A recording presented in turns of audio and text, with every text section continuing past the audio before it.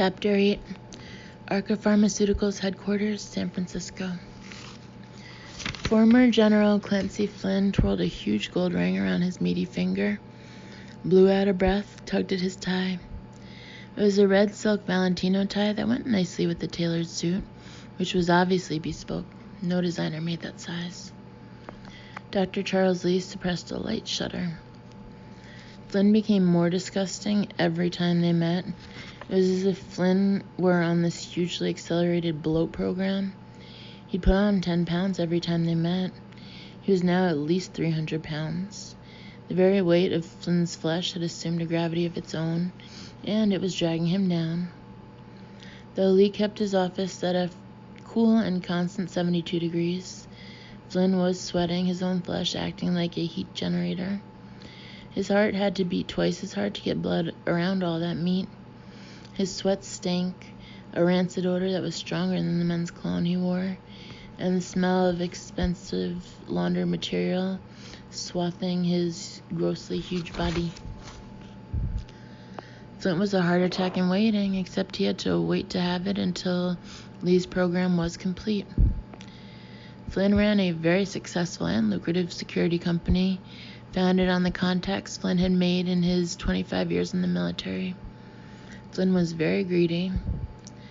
Lee's program was the key to great wealth, but they'd had some stumbling blocks, quite a few actually. The last one cost over $1 million, but Lee now had something even bigger than the former program, which had aimed at augmenting the aggressiveness, muscle mass, reflexes, and IQs of soldiers. Flynn was financing the secret program in order to have the best private security company in the world. Lee had his own agenda. He was planning on turning the 40 million man Red Army of ordinary soldiers into the equivalent of 40 million Special Forces soldiers. Lee was very close to that goal. He'd had annoying setbacks, and on one memorable mission run by Flynn's company, Orion Security, in Africa, the entire team had gone rogue. Well, Lee had adjusted the doses, and several other missions had gone very well indeed. Most of the progress had been made thanks to experiments conducted on the 4 elite soldiers over the course of a year. The former Ghost Ops soldiers that had been captured in the Cambridge lab conflagration. Flynn had been particularly happy to know that the main test subject was Captain Lucius Ward. Apparently, Ward had shown Flynn up several times while they were both serving, and Flynn had wanted payback. Well, Lee was a scientist, not a butcher. However, Flynn's enthusiastic support had made him push the boundaries a little. Ward had had over 40 surgeries and had been slated for destruction when he and 3 other soldiers from his elite unit had been rescued by forces unknown. A party to the rescue of the men had been identified as a female research scientist who worked for one of his labs. The woman, Dr. Catherine Young, was brilliant. Cameras had caught her image. He didn't need to put her features through facial recognition software. He knew her well. After that daring rescue, Young had disappeared off the face of the earth. Lee had put his entire security apparatus to the task of finding Young, but they were stymied. She'd somehow gone beyond their reach, even though he had vast resources to throw at the search. How could a nerdish scientist who didn't have much of a life outside the lab completely disappear? He wanted Young because she'd taken 4 promising, soon-to-be cadavers from his research, but also because she had something he desperately wanted, something in her brain. What was in Young's brain, and in the brains of a number of people Lee had rounded up, was much more valuable than increasing Flynn's bank account. Increasing Flynn's bank account was a mere byproduct of the Warrior Project. And anyway, if everything worked to plan, Flynn's bank account would soon be seized by the Chinese Finance Ministry after the invasion of the United States. A drum of fat, heavy fingers, Flynn's jaws flexed as he suppressed a yawn.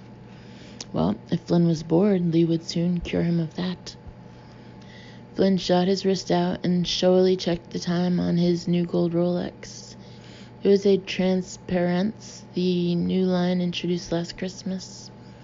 The dial was a blank, pure crystal screen to everyone but the owner. The screen was set to the owner's retina and would show the time only to the owner.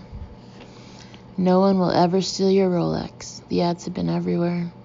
The watch costs $130,000. How Flynn loved his expensive toys. It's 4 p.m., Flynn growled. I interrupted negotiations with members of the Libyan regime to come here because you said it was so goddamn important. So I'm here. What is it? I need to be back in Virginia by 8. Orion Consulting had a fast jet company plane that could fly in the stratosphere at 1,000 miles per hour. It could cross the country in 2 hours, coast to coast. Watch, Lee said simply, and flicked on the array of 4 hollow monitors. He saw Flynn move his head from monitor to monitor. Before Flynn's gaze reached the last one, Lee started talking. This is the secure lab of a small research company we bought about a year ago. It carries out legitimate research on vaccines, but there's a separate lab that only carefully selected researchers can access, and they are carrying out an entirely different kind of research. This is linked to the research at Mellon Laboratories, which we had to shut down after the unfortunate incident. Each monitor showed a patient lying unconscious on a gurney with an IV line that ran into the back wall. It wasn't readily discernible on the screen, but each patient was in a nearly indestructible and completely transparent cage made of graphene. The patients were young, in their mid-20s, evenly distributed by gender. 2 men, 2 women. There had been 10 originally. 6 had been sacrificed. What you're seeing is people we discovered by hidden fMRIs. Each has a zone of their brain, the parahippocampal gyrus, that lights up, particularly under thermal imaging. It is a part of the brain that is undiscovered territory. We are uncertain as to its function, but in these specimens, the parahippocampal gyrus is unusually active and seems to correspond to unusual abilities the specimens have. Flynn checked his watch again. He'd never been interested in the science itself, only in the results, and the results had to be of use to him and to his company for him to be interested. Well, he was about to get an eyeful. Lee tapped his finger on the table. He was so used to the light projection keyboard settings that he didn't actually have to have the light projection on.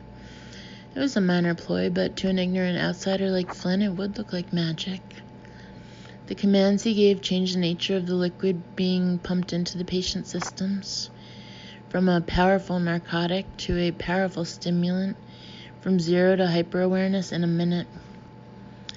I'll remind you of the thrust of the main project, he said softly. We are perfecting a system that will improve the motor skills, neural response times, muscle mass, eyesight, and hearing of soldiers, sometimes by a factor of 300%. Essentially, we will create super soldiers who will be stronger, faster, and smarter than any other soldiers in the world. There will be no warriors that will be able to defeat your men, General Flynn. Lee never used Flynn's former title, except when he wanted to make a very strong point. And this was one of those times. He could actually hear Flynn's breathing speeding up, becoming loud in the silent room. The Moran was getting excited, exactly as if he were seeing a naked lady. Lee refrained from shaking his head at how pitifully easy to manipulate Flynn was. But, and here Lee turned to Flynn and looked him in the eyes, distracting him for the minute it would take for the super stimulant to hit the specimen's bloodstreams. But I think we can take it one step further. In addition to super strength and speed, we can add superpowers. A crease formed on Flynn's fleshy face. Superpowers. That was crazy, right? Lee could almost read Flynn's thoughts. Only it wasn't. He had 4 more specimens he caught recently, being prepped. He very much suspected that one, Sophie Daniels, was the healer. That would be a battlefield power to reckon with. Lee gestured toward the monitors and watched Flynn's face as he took in what was happening. Almost to the second, all the patients bolted up in bed. Lee had calculated body mass and the cc's of stimulant he pumped into them, so it worked on each individual at the same time. Every specimen was brought abruptly and rapidly into consciousness with no self-defense mechanism. It was spectacular. Fuck, Flynn breathed as he leaned forward. Lee could have easily pushed the holograms closer to him, but it was better this way. Make him work for it. Flynn's eyes were bright with the reflected light of the monitors, and he was watching with his whole body. Cell number 1, male, 23 years of age. The instant consciousness hit him, he levitated a foot above the bed, the sheet dangling from the sides of his body. He sat up, looked around with a frown, and his body floated gently back down to the surface of the bed. Cell number 2, male, 27 years of age. He bolted up, face angry. The bedside cart flew violently against the wall and shattered. Flynn flinched. It was hard to watch. The walls were powerfully strong, yet completely invisible. The cart shattered against a wall they couldn't see. Cell number 3, female, 21 years of age. She lay unmoving, only her open eyes showing that she was awake. Suddenly a fire bloomed in the corner of the cage, burning brightly, fiercely, seeming to gush out of the floor of the cage. Just as suddenly it stopped, collapsing in on itself, leaving only blackened stains crawling up the invisible walls. Cell number 4, female, 25 years of age. Only her head turned as she looked at the corner where the invisible cameras were. Her eyes were flat and black. Flynn gasped, a harsh intake of breath. His eyes widened, bulged. Lee's hands went to his own throat, as if he could tear it open with his hands before it closed up completely. Then it closed tight. No air coming in, no air going out. His chest heaved uselessly, trying to suck in air that couldn't reach the lungs. It was as if he were being hanged. Something tightened hot around his neck, tightening. The world shimmered, the edges of objects limned with violent color. Then the colors draining away, leaving everything gray, becoming darker, edging into blackness. Lee couldn't think, couldn't reason. What he did out of sheer instinct, recognizing in the flat black gaze from the monitor what was happening. His right arm flailed uselessly. He was a foot away. His body wouldn't obey him. He couldn't move his legs. All he could do was collapse, and in falling, reach for the control button that would open up the hidden IV bags of the powerful narcotic. His finger tapped on a point on the desk as he focused ferociously, as if seeing through a tunnel growing ever smaller. The force around his neck tightened, pressing against his Adam's apple, starting to crush it. He tapped, head lighter and lighter, starting to black out. And the force around his neck abruptly ended, like a noose that had loosened. Lee jolted, fell into a chair, gasping. A hoarse, choking sound was on his left. His neck hurt, but he turned to see Flynn on his knees on the floor, head hanging down, face splotched with ugly purple-red stains. One hand went to his throat as he brought air into his lungs in long, loud gasps. Jesus! It came out a hoarse whisper. The fuck was that? Lee couldn't speak yet. His shaking finger pointed to the hollow monitor, showing cell number 4. His trembling hand stayed in the air until he could speak. Her, he coughed as he tried to make his voice stronger. She can somehow reach out, touch people, things. Flynn turned awkwardly until he was sitting on the floor, back to the wall. Well, fuck. His lungs bellowed in and out. His breathing became a little less labored. His complexion was back to his usual florid red without the purple. Is that what you're working on? People, things, like them? Lee needed to choose his words carefully. Flynn was his lifeline, his source of money. If it was cut off, he couldn't continue his research. He would never make his way back to China as a conqueror. But though he knew that, some essential bit of oxygen had cut off his good sense. Yes. Crazily, he smiled. Once we can control them, extract from them the essence of their powers via spinal fluid and inject them into our super strong and super smart soldiers, the sky's the limit. Damn.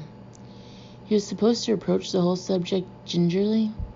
Lee knew only too well how crazy his plan sounded.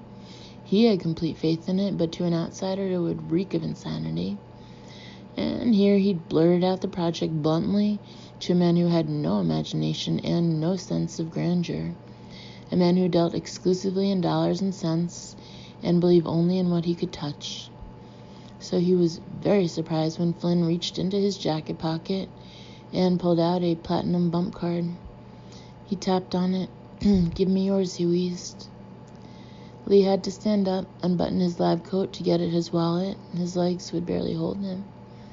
He gave Flynn his own bump card. Flynn tapped the two cards together. When Lee looked at the card again, he could barely believe his eyes. Flynn had just transfer bumped $15 million into his card. Flynn looked up at him, heavy brows frowning. "Control them." Lee nodded. "Then use them."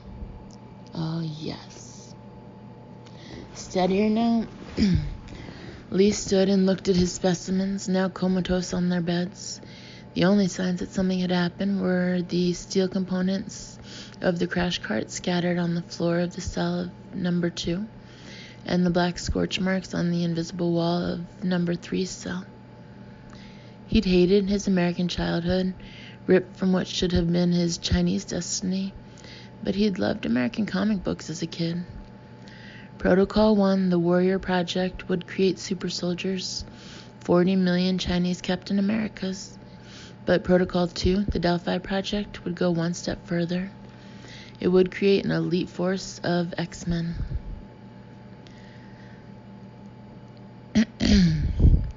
Hunkered down in the dark, Elle buried her face in her arms. She was the very picture of helplessness, and she hated it, but there was no choice. The escape from her apartment had eaten into her reserves so deeply she had none left.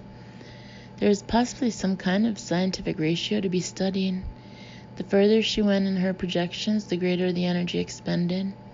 It was an entirely new field of scientific research, one that she'd happily devoted her life to, only it wasn't going to happen.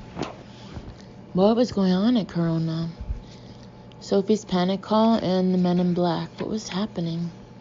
Elle wished she could call some of her other colleagues to see if this was company-wide, but a cell was a huge arrow in the sky pointing down. Here she is. Sophie had said to leave hers back in her apartment, and she had. The latest generation of phones had an off button for localization, but she didn't trust it. Not if people with guns were hunting her. She shivered. Was it cold in the room? Her whole body was trembling, and she felt ice cold. There was no way to tell if it was shock or the temperature of the room. Maybe shock. She understood perfectly the physiology of shock. She'd come out weakened from her dream state, had had to perform minor surgery on herself and then go on the run. All the peripheral blood had rushed to her core to maintain vital organs alive. Everything in her was cold, even her brain. She was used to being able to think herself out of difficult situations, but it was as if someone had thrown a blanket over her brain, and it moved sluggishly, as if stumbling in the dark. Right now, she needed to analyze the situation carefully, start making plans. She disappeared before, surely she could do it again. But no thoughts appeared, no analysis, no strong sense of reasoning her way through, as she'd always been able to do. Instead, with her last reserves, her entire being had sent out what could only be a distress call. Just to show how crazy she was, she hadn't even sent it out to any of her co-workers. Nope, she'd sent it to Nick, who could be anywhere in the world. Nick, whom she hadn't seen in 10 years and would never see again. Nick, who wherever he was, wouldn't care. Insanity. These past years of hard work rewarding work, making new friends, entering the exciting world of scientific research. She tried so very hard to forget all about Nick. Every girl got her heart broken by a handsome man, right?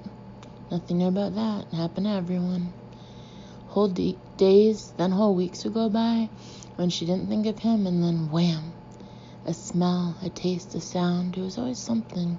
It would remind her of the years they spent together, or worse, remind her of the night they spent together.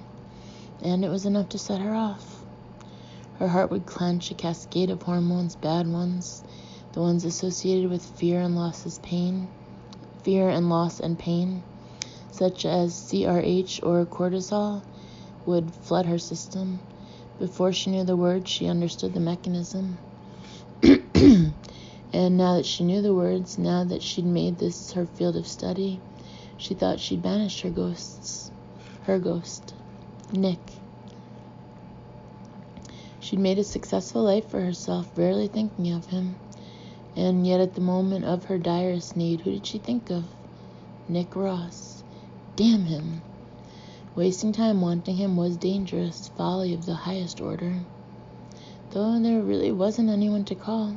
Maybe that was it. Most of her friends were fellow research scientists and lately members of the experimental protocol. There was no one capable of fighting those men in black, certainly not the men she knew. Slope-shouldered, nearsighted men, pale and thin. No. Paul Mella, Alex Karras, or Thomas Chu. Even if she could contact them, even if they came, they'd be massacred. She'd been right not to call them. It was so hard to be in the dark in every sense. She'd seen the men and disappeared. She needed more information. The scientists dealt with data and she had none. What was happening? Dare she check? Elle was only beginning to test the boundaries of her gift.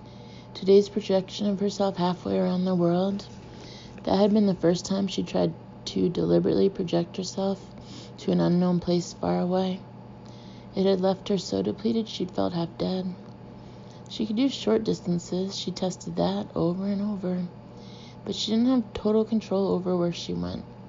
It was like being in a Porsche with only the accelerator, no brakes, and no steering wheel.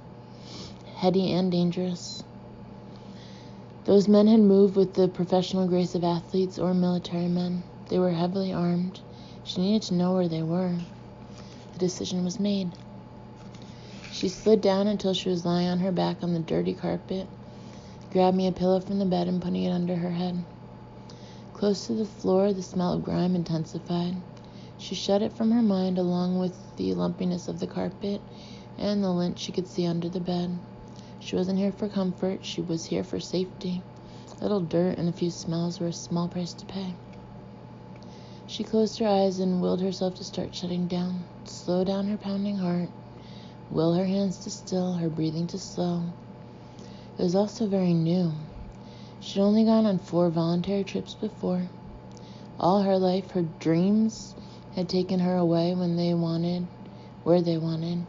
There'd never been any question of directing herself, projecting herself where she wanted to go.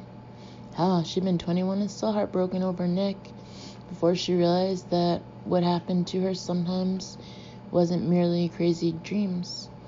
It had been in San Francisco, working hard to pay tuition before the grants and scholarships had kicked in. Desperate for reading materials, she'd taken the bus to Clement Street and gone to Banana Split, a huge bookstore with tons of used books, and a friendly staff that didn't mind if you spent hours there. On the 2nd floor, browsing the paranormal section, she'd seen a book, dusty and badly printed, and it had changed her life. A simple title, Astral Projection, but she'd recognized instantly that it spoke directly to her, to what she'd always been able to do but had been unable to recognize. She learned she wasn't alone. A number of people were able to astrally project, and Elle started to make it her business to know everything about it. That semester, she switched to biology, aiming at a PhD in neuroscience, and it had led her straight to Corona, which was studying extrasensory powers. Until she'd actually enrolled in the Delphi protocol, she'd never been able to control her projections. They just happened. Maybe more when she was stressed than when she was relaxed, but there had been very little relaxation in her life after her father became ill, so that wasn't a big help. Some nights her trips were brief, a few minutes in an unfamiliar landscape, and then she'd be back. One constant was that the longer the trip, the more exhausted she was when she woke up. The Delphi protocol was controlled in every aspect, from the drugs in the IV line to the monitors checking her status. And still, she'd been told her vital signs had gone dangerously low in today's experiment. What would happen if her vital signs started plummeting? She was alone here. She could lapse into a coma, even die. But she could die anyway. Those men had been armed, and Sophie's call had been a panic call. Sophie had said some people had been killed. In all likelihood, for whatever reason, something highly dangerous was going on, and it was entirely possible that the men in black had orders to shoot her on sight. So staying here alone in the dark wasn't going to save her. They'd know she hadn't hailed a taxi, and there was only so far anyone could get on foot. If they had the right resources, they would find her, no question. She'd signed in under another name, but presumably they'd have a photo of her. That bored and stone young man at the front desk might remember her. They could break in her door at any minute. The Delphi protocol had been exact and precise. Elle tried to duplicate it, though she had no equipment at all except her body and her mind. First, she'd been told to lie flat on her back, arm out for the IV. Silly as it seemed, she lay there flat on her back and put her arm out from her body. There hadn't been a pillow, so she removed it from under her head. What had Sophie done next? Inserted the needle. It was the new generation of hypodermics, thin as a human hair. While inserted, it expanded once in a vein. It hadn't hurt at all going in, and she'd felt only the lightest whisper of sensation when it expanded. But the drug had burned a little when it started flowing in her veins. Corona had refused to give the exact molecular structure of the drug, citing patent concerns, but Sophie had told her that though she didn't know its exact composition either, it had been tested thoroughly on animals and had never caused an adverse effect. So Elle lay still and imagined the whisper of the super thin needle being inserted into the vein of her right arm, the slight sensation of fullness as the needle expanded, the feeling of warmth as the drug began to course through her system. There must have been a light sedative in the drug because she had instantly relaxed and had felt so light that it was as if she floated an inch or two above the mattress. She felt herself relax as if she'd been perfused with the drug. It had been a wholly pleasant sensation, and she willed herself into feeling it, feeling weightless as if gravity had suddenly been revoked, so light that she rose a little, hovered, then continued up, up, up. It was pitch black outside, the darkness broken only by the few intact streetlights. Palo Alto was a prosperous community, and further east she could see well-lit streets and cars wishing by, brightly lit storefronts and restaurants and bars. But in this small corner of town, darkness reigned. Few cars passed by on their way to somewhere else. Nobody was walking on the sidewalks, which were narrower than normal, cracked in places from the roots of the big old unpruned trees lining the street the motel was on. Elle drifted over the rooftops, all sense of anxiety gone. It was peaceful up here in the chill air under the star-filled sky. The moon had set. The brightly lit center of town was aglow in the distance like a huge campfire. 2 streets over, where the shop started selling something other than cheap clothes and liquor, some young kids spilled out of a bar, reeling in the street, shouting. They were drunk and laughing. One kid, tall and lanky, bent over from the waist, hands on knees, and threw up in the gutter. They all laughed harder. Students, she thought with an inward smile, always the same. What was that? Thick, untrimmed bushes across the street, 2 blocks down from the motel, quivered, as if a wind had passed through. But it was a windless night. Two men stepped out, clad in black mask, black goggles, black holsters with thick black handles sticking out of them. They didn't speak, instead communicating with hand signals easy to follow. Two more men stepped out from the bushes, another block down, and they met up with the first two.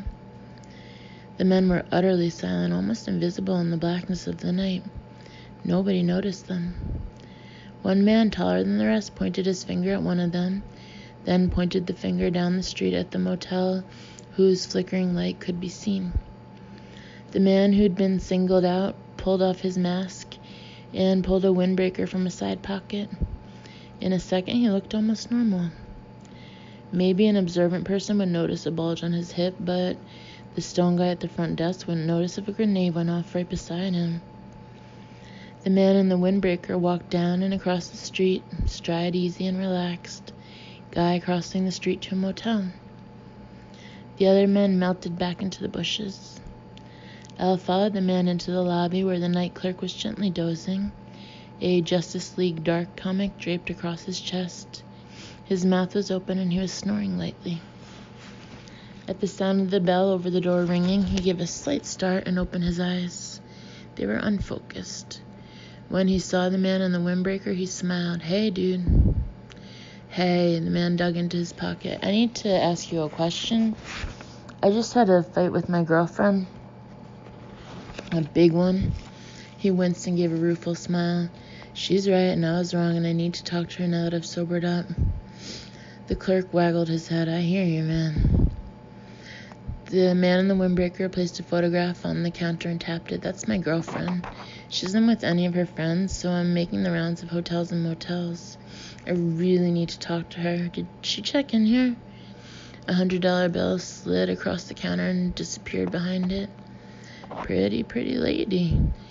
The clerk smiled dreamily. "Yeah, that she is." "So, you seen her this evening?" "Yeah, man. Came in about 2 hours ago." The man in the windbreaker slumped in relief. "Thank God. I was so worried that she was walking around in the dark. What's her room number?"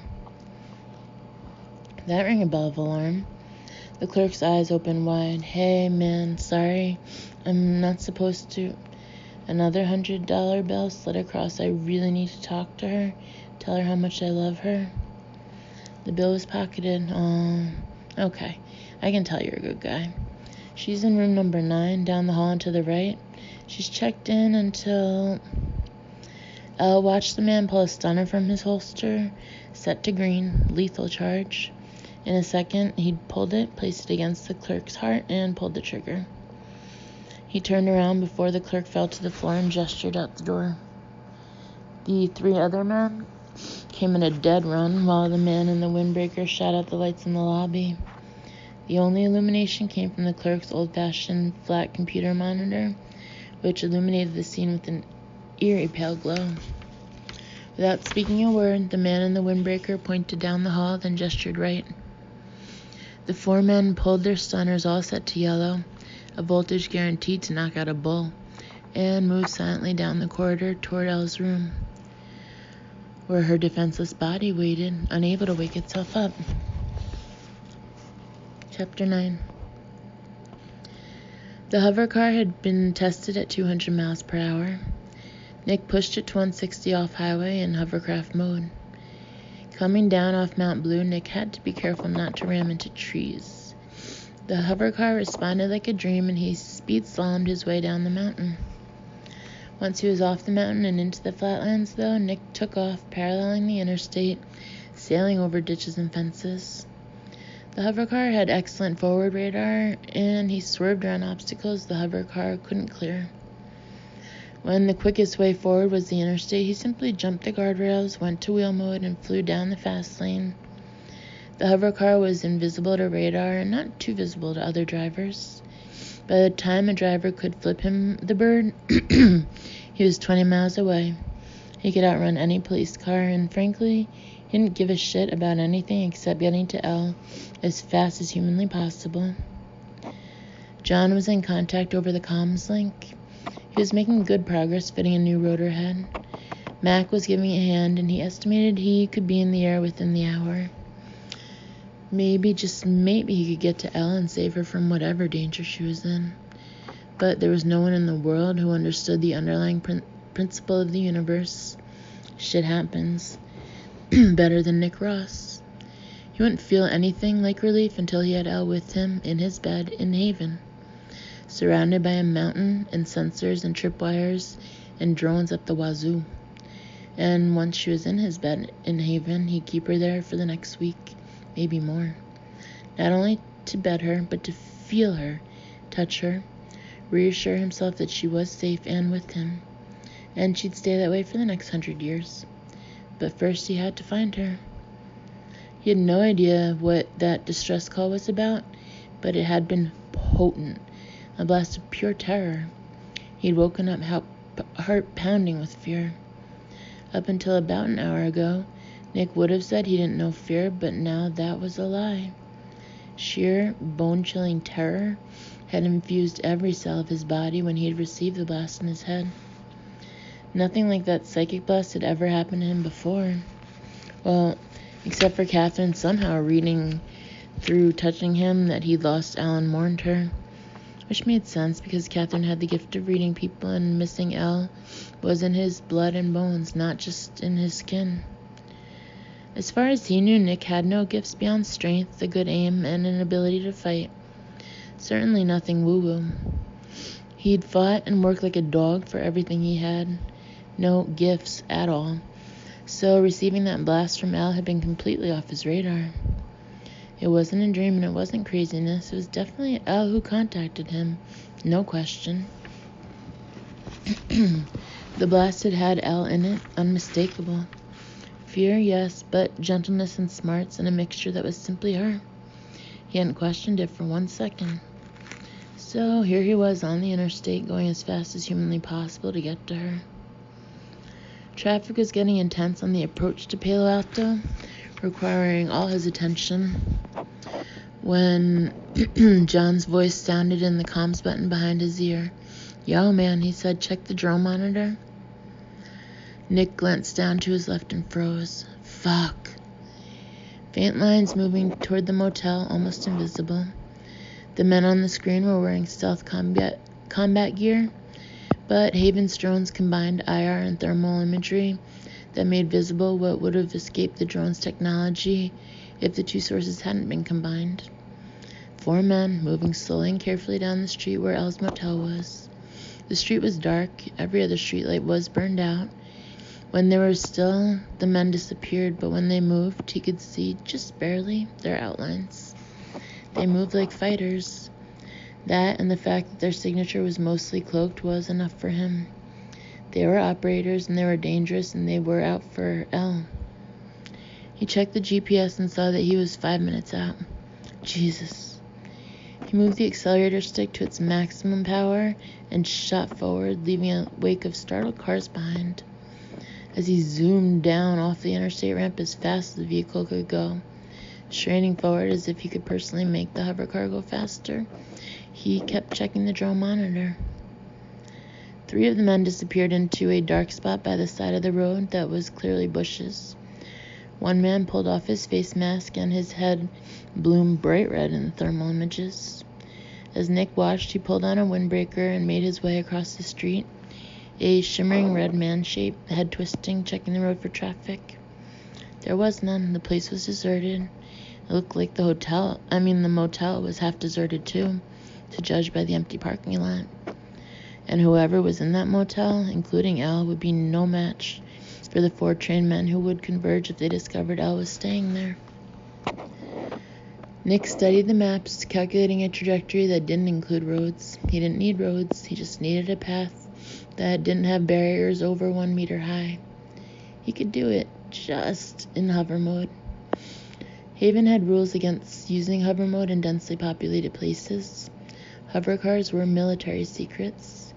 He and John had liberated 2 hover cars from a base in Nevada and appropriated them for their use. They were particularly useful in winter on Mount Blue when the roads were snowed in. Using hover mode in towns would raise interest and maybe alert military authorities, but that was the last thing they wanted. But this triumphed everything. Danger to Al? No question. Nick switched to hover mode and pressed the stick forward to maximum speed. He had seen a path, but it ran through backyards and between houses. He'd leave a trail of broken branches and disrupted flower beds behind, but he didn't give a shit. Arrowing his way to L took every ounce of expertise he had, and then some, like slithering down a rubble-strewn mountainside at top speed, but he had no choice. Though he was moving at top speed, taking insane risks, he always kept an eye on the drone monitor. He was 2 streets down when he saw the lights in the lobby of the motel dim, and a figure with a flame-red head appear in the doorway. The thermal image cooled as the man pulled his headgear back on. When he gestured, 3 ghost images crossed the street. Fuck. They were honing in for the kill. Not if he had anything to say about it. By the time they entered the lobby, Nick was at the corner of the cross street. The hell was security? He braked hard and abandoned the hover car where it was. Who cared if anyone saw it? The only important thing now was L. The thought that he'd lost her for 10 years and that he might find her now, dead body already cooling, made him break out in a sweat. His heart was pounding, which was a good thing and a bad thing. A good thing because it meant more blood to the extremities, together with a decent dose of adrenaline, which would speed up his already fast reflexes and shut down pain for a while if he got shot. A bad thing because above 120 to 125 beats per minute, fine motor skills began to degrade. He was going to shoot to kill, and he wanted to hit what he was aiming at. The only way to slow his heart rate down was to breathe deeply and force it down. He and Mac and John had trained for this, though what they did you couldn't train to do. You had to be born to do. Training only took natural abilities up a notch. So he spared a second, 2, for deep breaths and a conscious tamping down of his body's fight readiness. Then he ran. Just as he took off, he could hear a murmur from the open door of the hover car. John's voice. Well, whatever it was John had to say could wait because Al had about a minute left to live. Afterward, he couldn't remember closing the distance between the hover car and the lobby of the motel. He jumped out of the hover car, and then a second later, he was wrenching open the door of the lobby, barely casting a glance at the body of the night clerk, whose legs he could see sticking out from behind the counter. He didn't need to know where Al was. All he had to do was follow the last of the men, who was at the end of a corridor turning right. Everything in Nick screamed to run full tilt into them and mow them down. But though there was no contest between him and 4 other men, no matter how good, no matter how well trained, he had no idea where Al was. Once he was in combat mode, his senses narrowed. He couldn't take the fuckers down, and at the same time ensure that Al wouldn't get caught in the crossfire. Nick sprinted silently to the corner and caught the last guy around the neck in a chokehold, yanking him back into the main corridor. The stunner made a light buzzing sound, so he pulled his Glock 32 with the silencer, rated at 2 decibels, less noise than an exhale. He nudged the ballistic mask up with the muzzle, shot the man right between the eyes, and eased him quickly down to the dirty carpet. 1 down. He peeked around the corner and saw 3 men congregated at a door. They'd found Elle's room. Elle was behind that door.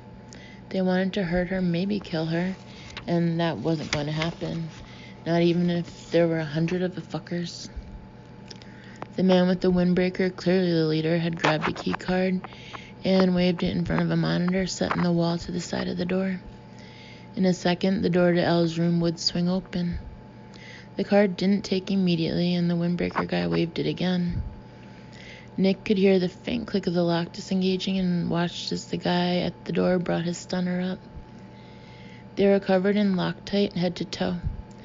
Nick's stunner couldn't stun through the suit, designed to dissipate beams, and his Glock, powerful as it was, would break a bone or 2 but wouldn't penetrate.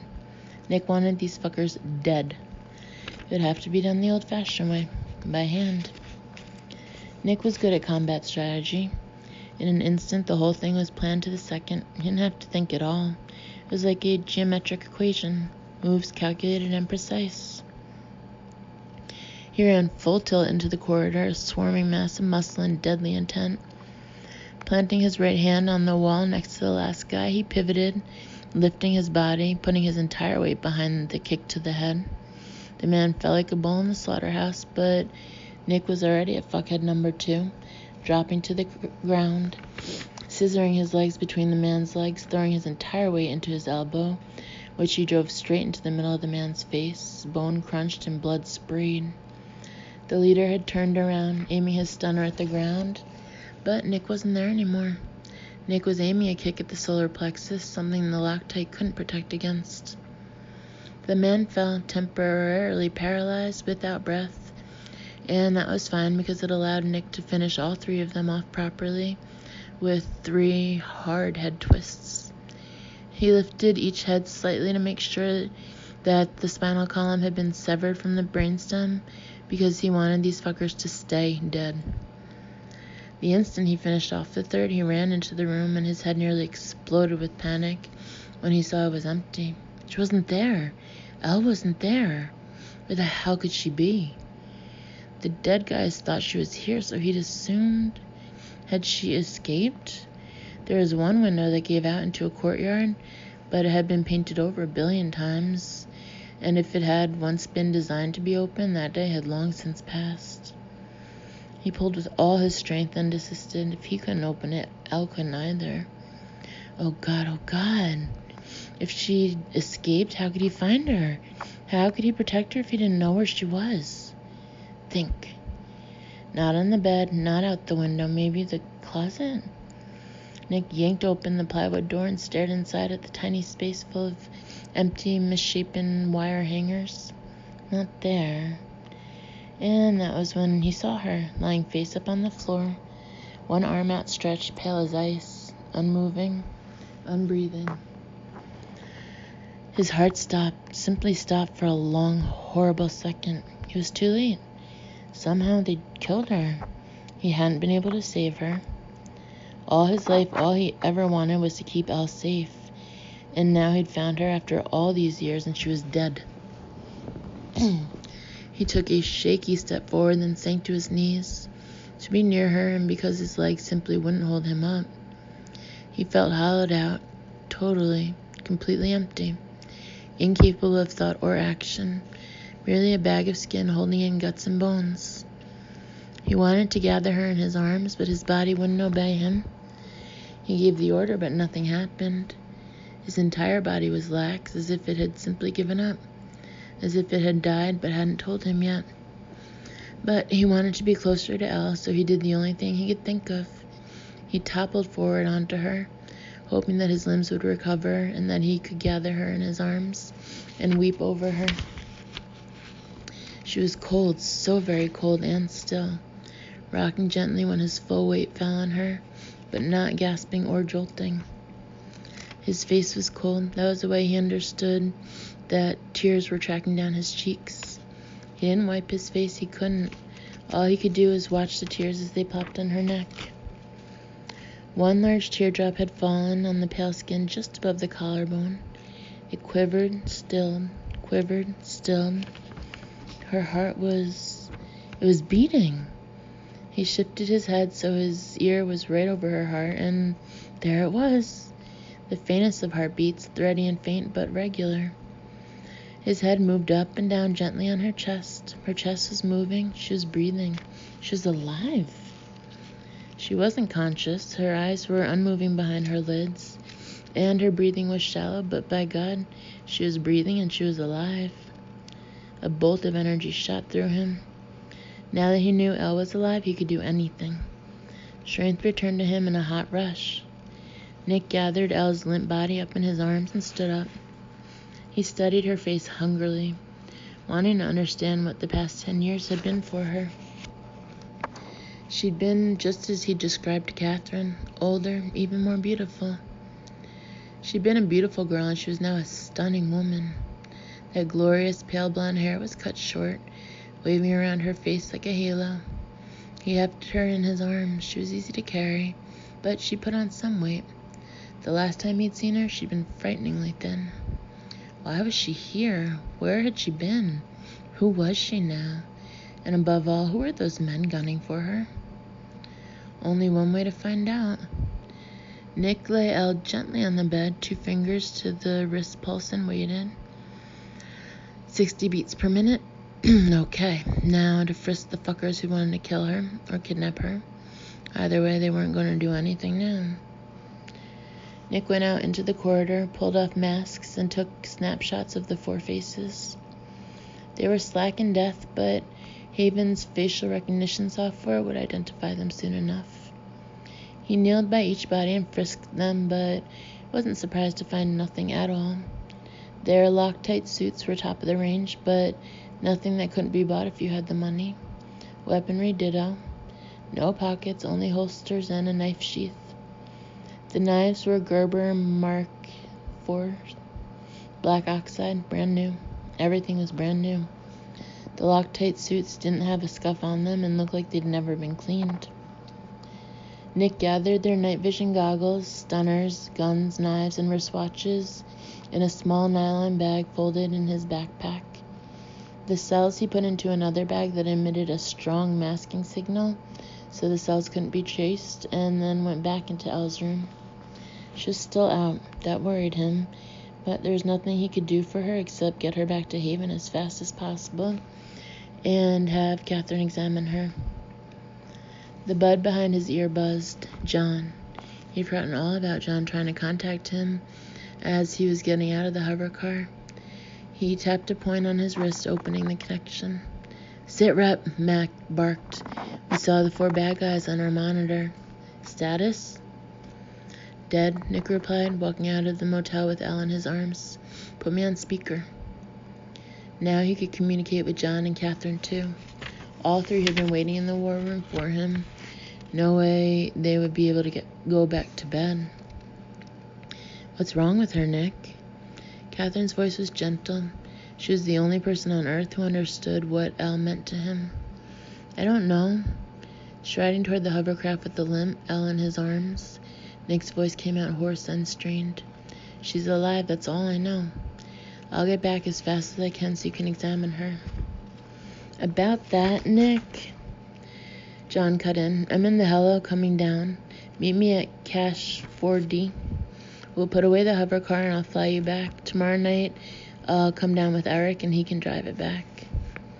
Thanks, John. Nick choked. His knees nearly gave out with relief. Haven kept caches all over the state. He wouldn't dare abandon the hover car, but Cache 4D was a large storage unit nearby. Haven owned the entire unit via 7 shell companies, and it had a helipad disguised as a loading apron. With any luck, he'd have Elle back in Haven in under an hour. He opened the passenger door and gently lay Elle in the seat, clicking the biomorph scan and getting out of the way. Once scanned, in case of an accident, a jet of instantly hardening foam would envelop her, set to the exact specifications of her body. Once the scan was complete, he reached into the compartment under the dashboard and brought out a paper-thin thermal blanket. He'd heat the seat, too. He lay his hand against her cheek. She was still so cold.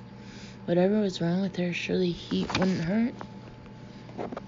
To his astonishment, a soft hand cupped his, and he was looking into Elle's beautiful light blue eyes. Nick, she whispered, eyes wide, looking shocked. You came. I called you, and you came. He turned his hand to clutch hers, loosening his hold when she winced. He kept staring into her eyes, completely unable to talk. He opened his mouth to speak, and nothing came out. He thought he'd never see her again. He thought he'd live his life to the bitter end, full of regret and fear for her. He'd joined Ghost Ops because without Elle, the fact that the old Nick Ross had to disappear off the face of the earth meant nothing to him. Ghost Ops soldiers could have no loves, no attachments, and that suited him right down to the ground. Elle had taken all of that away. And now he'd found her against all the odds.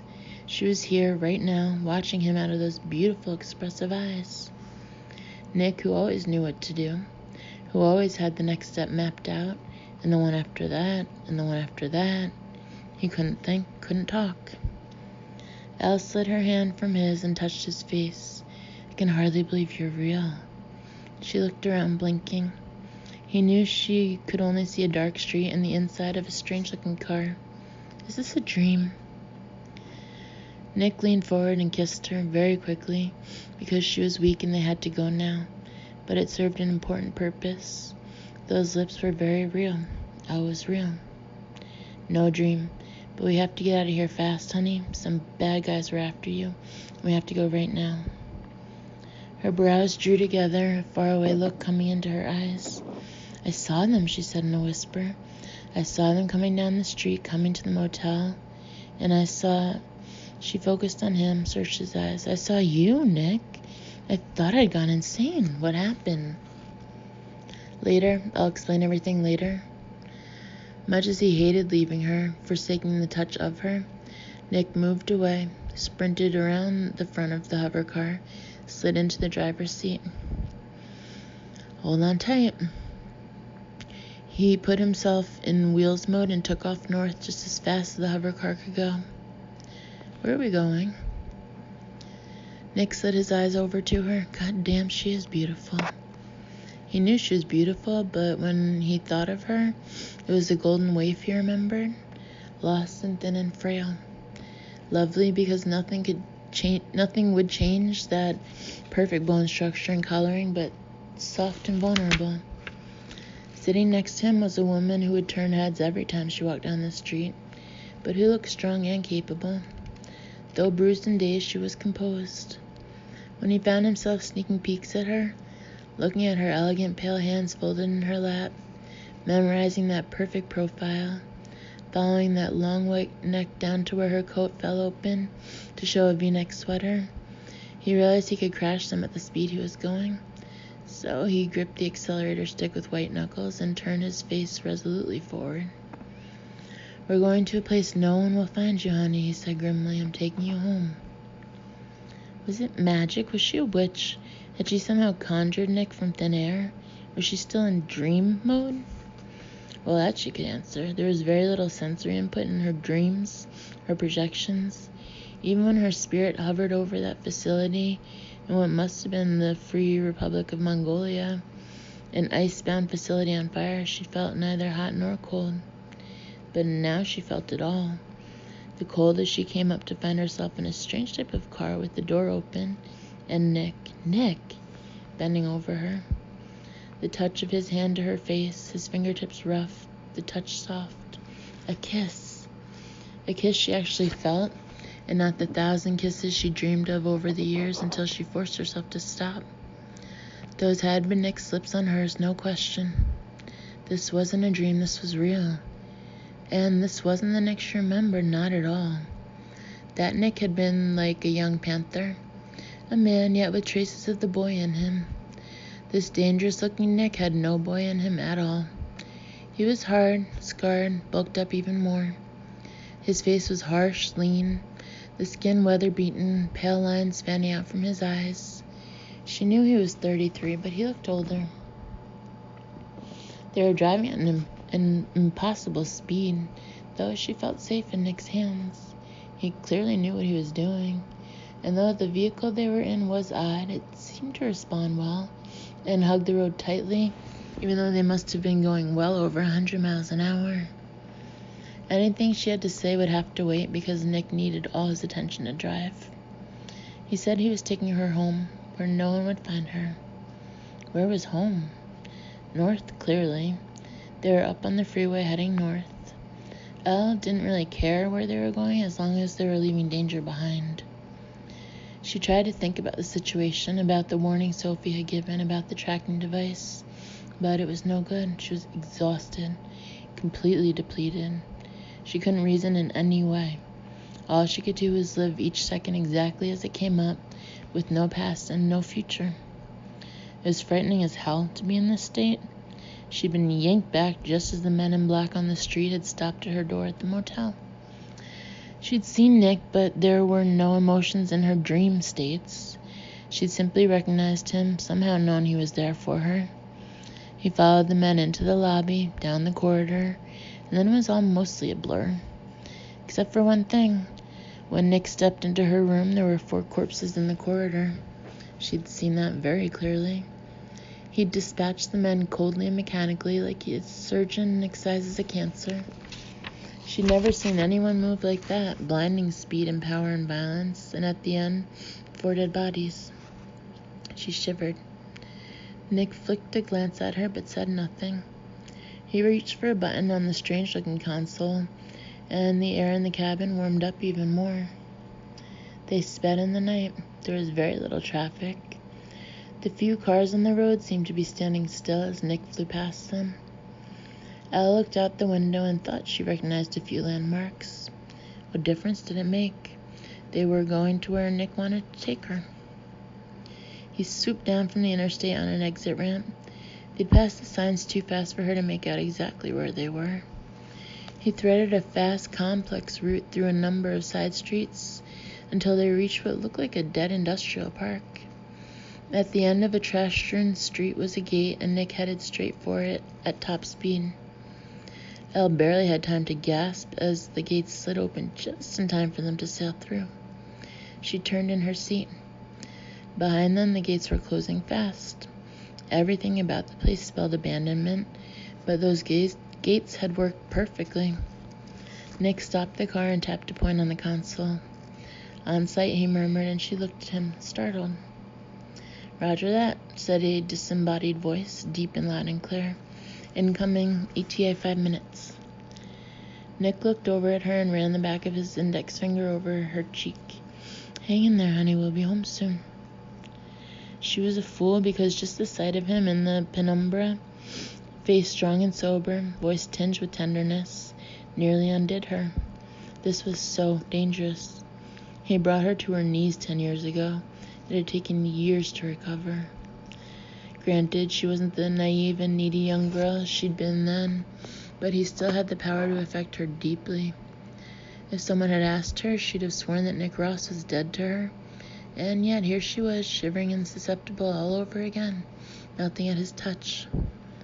Never again. She stiffened, pulled back. She'd projected twice in one day. She'd been pursued by men who had taken many of her friends prisoner. She was lucky to be alive. She had Nick to thank for that, but that didn't mean she owed him anything but gratitude. Certainly not love. When she pulled back, Nick's face turned blank and his hand dropped. His voice was brisk and businesslike. "I need to get the hover car under cover. Can you stand?"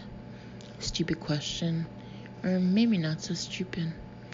Elle pushed down on the floor with her legs. They didn't tremble. "Okay, good to go." "Yes, I can." "Good girl."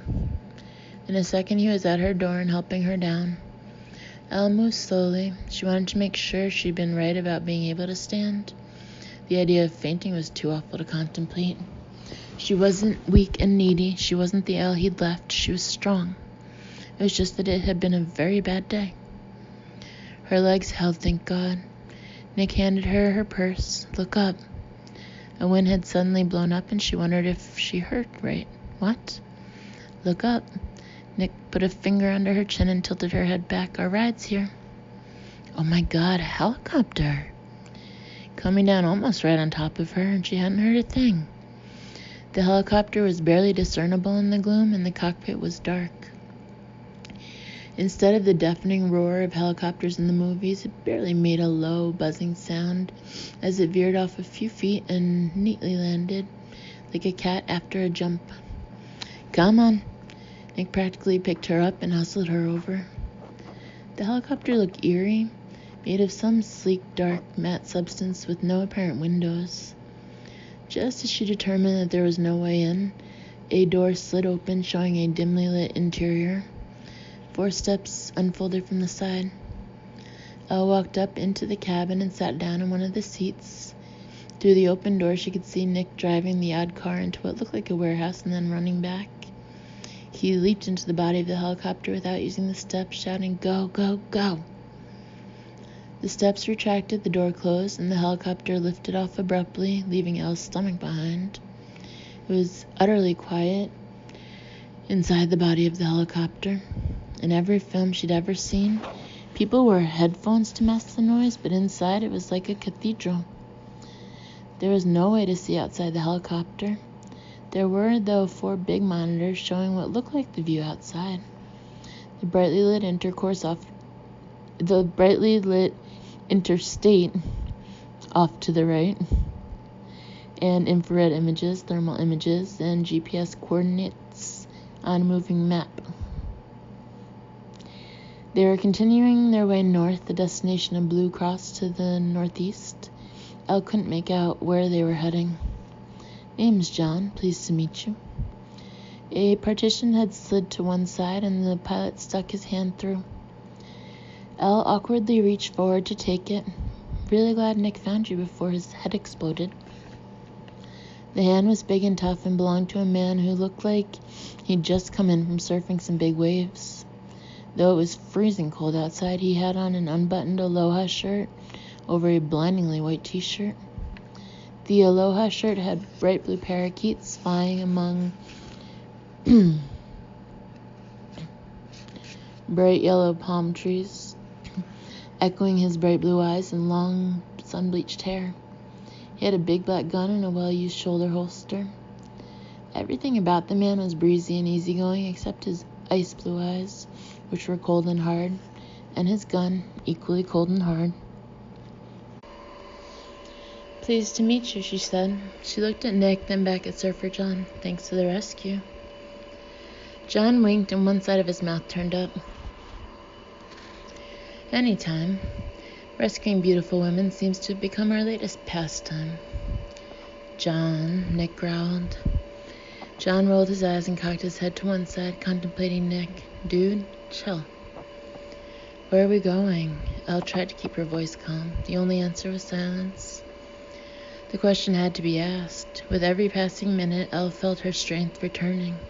She'd just been rescued, it was true.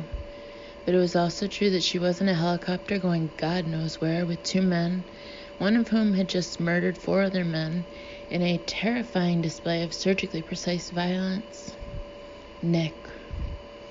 Forget that she'd known Nick very well once. She'd grown up with him. But then he disappeared, made a brief appearance in her life, and then disappeared again. She had no idea who he was now. None.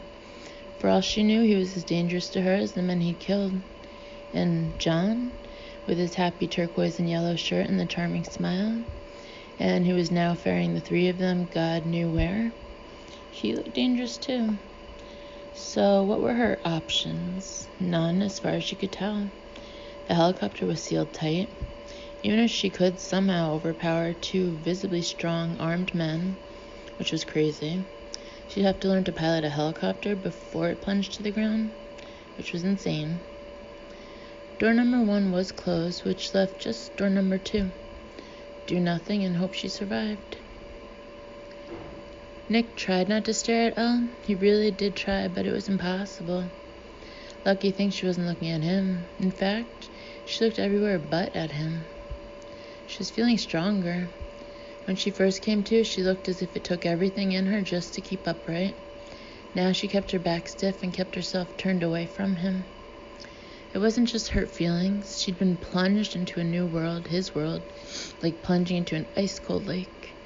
Dangerous men had come after her, and though she hadn't seen him actually kill the 4 men, he knew he had the stench of murder on him. Elle had always been spookily aware of things, as if she were plugged into some other system of information. He wore what he was like a cloak around him. He and Mac both were uneasy in the civilian world. People parted for them instinctively and were usually agitated without knowing why. Sheep backing away in distress from the disguised wolf. John, on the other hand, was just as dangerous, but managed to conceal it for a little while with his garish shirts and predator's smile. Elle sensed what Nick had become. She didn't like it, but he didn't give a fuck about that. She'd get over it. Against all the odds, he'd found her. He thought he'd spend the rest of his life alone, but he'd found her. He wasn't ever letting her go. She was his until the end of time. So she could hold herself stiffly away from him, and she could not look him in the eyes, and she could feel unease, but in the end it didn't make any difference at all. She was going to Haven with him and staying there. Elle was watching the monitors, doing her best to ignore him when the map monitor winked off. "Nick?" John's voice drifted back from the cockpit. It's time. Oh shit, he was frozen. How could he do this to Elle? Nick. This time there was pure steel in John's voice. Nick knew that if he fought John on this, John would turn the hello right around and head back to Palo Alto. Elle turned and finally looked at him, a question in her eyes. He hated this, simply hated it. Nick picked up Elle's hand and faced her squarely. Honey, I'm really sorry. Believe me when I say it's for your own good. He reached behind him and slipped a hood over her beautiful, astonished face. He held her hands with his because he'd have fought fiercely anyone who put a hood over him. It was the ultimate of insults, and if she'd struggled with him, slapped him, kicked him, he'd understand and simply take it. She did none of those things, and he realized how much he underestimated her. Elle was nothing if not smart, and she knew she was no match for him physically in any way, and certainly no match for him and John.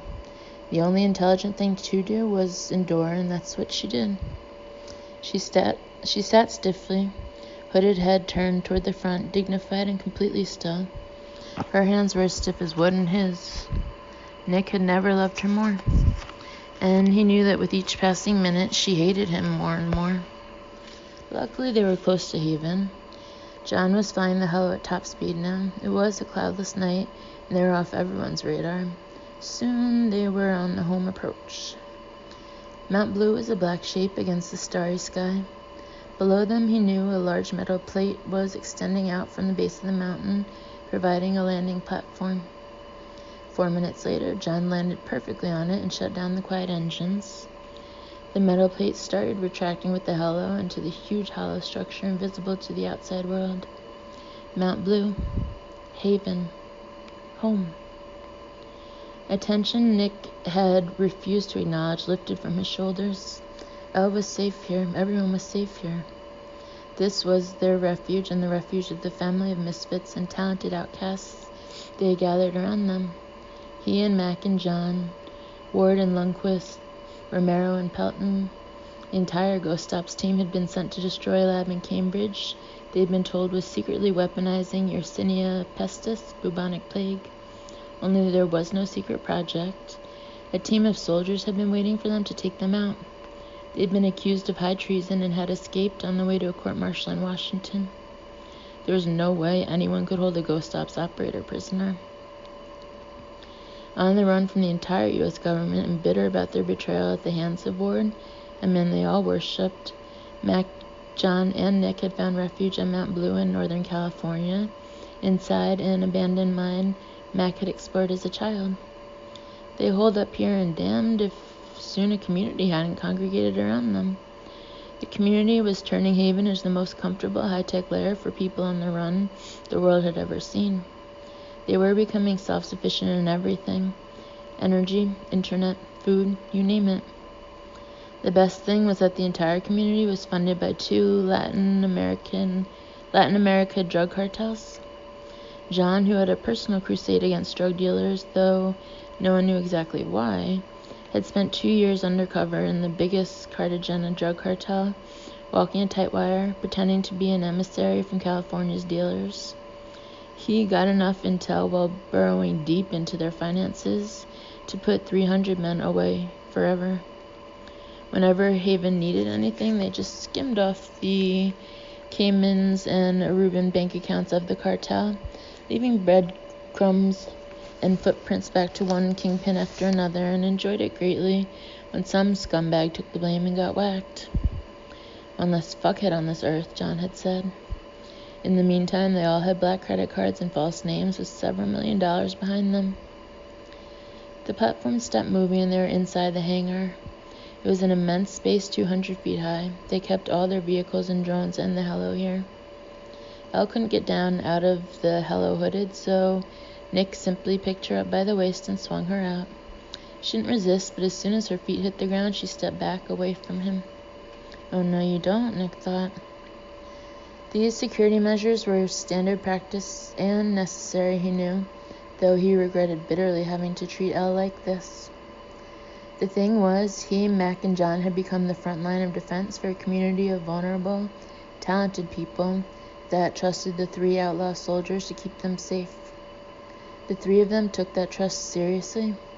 Everyone who came was vetted. If they passed, they could stay. If they didn't pass, they were given a big dose of Leaf, an amnesia drug, and left down in the valley without any memories of the hidden city inside Mount Blue.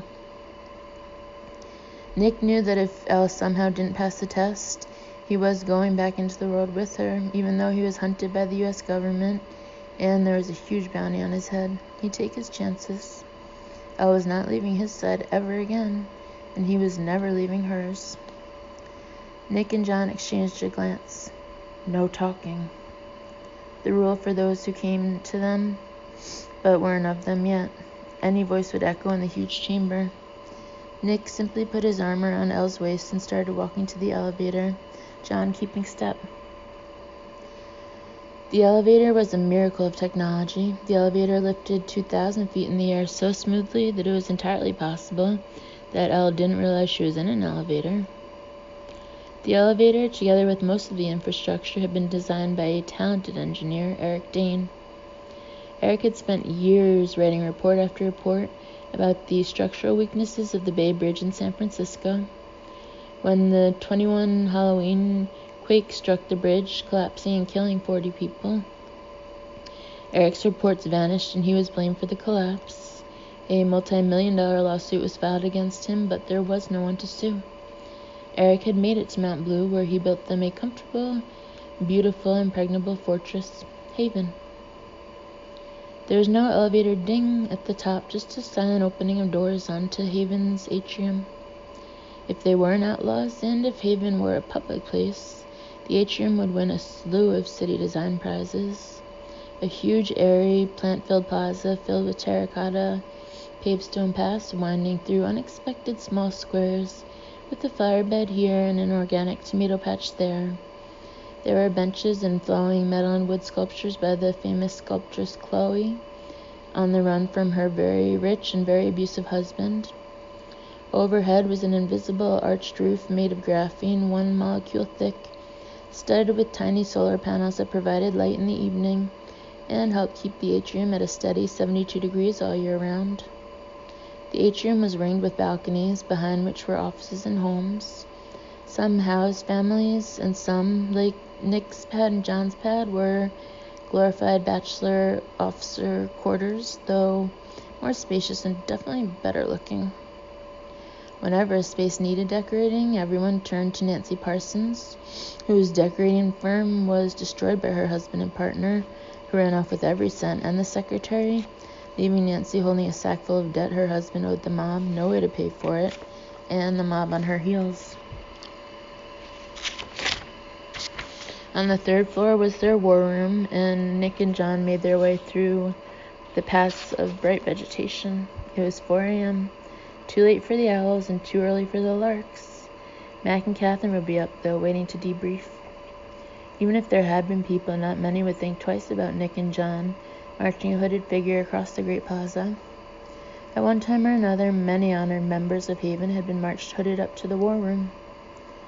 Another elevator let them out onto the 3rd floor. Nick kept his arm around Elle to guide her, and also because he was still finding it hard to believe that she was here with him. Pissed at him, sure. She had every right to be, but against all the odds, she was safe and alive, and that's how she was going to stay. He'd found her. He'd fought for her. He'd waited for her for 10 long years. She was his. John went ahead, his biomorphic profile opening the door. Elle's wasn't programmed in. Yet. Elle sensed that there was a threshold, and she stopped dead. The war room was straight ahead of her, the corridor behind, her new life, her old life. Straight ahead of her, Mac and Catherine were waiting, as Nick knew they would be. They'd stayed awake all night, even Catherine, who was 3 months pregnant. She wouldn't leave Mac, who wouldn't go to bed until his men were home. Mac wouldn't even have tried to convince Catherine to lie down, because she wouldn't, and he knew that. To one side was a serving cart with a number of dishes with silver covers. Stella, bless her. She'd once been a world-famous actress until a stalker slashed her face to pieces.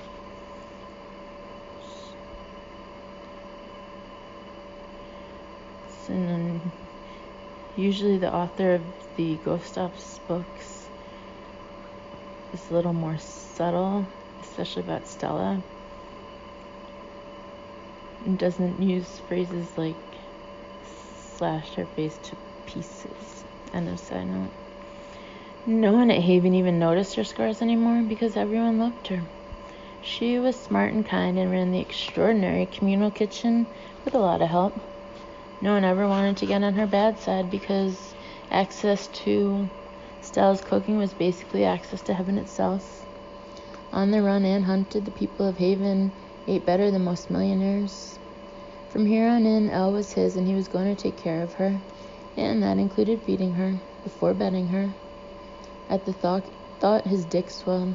Shit. After long years of training, his dick had learned to obey him. It didn't get out of control anymore. In fact, it had been so obedient the past couple of years it was practically dormant. Ghost Ops had taken every ounce of attention and energy he had. Then they were on the run and in hiding, so bedding a woman became this huge energy suck.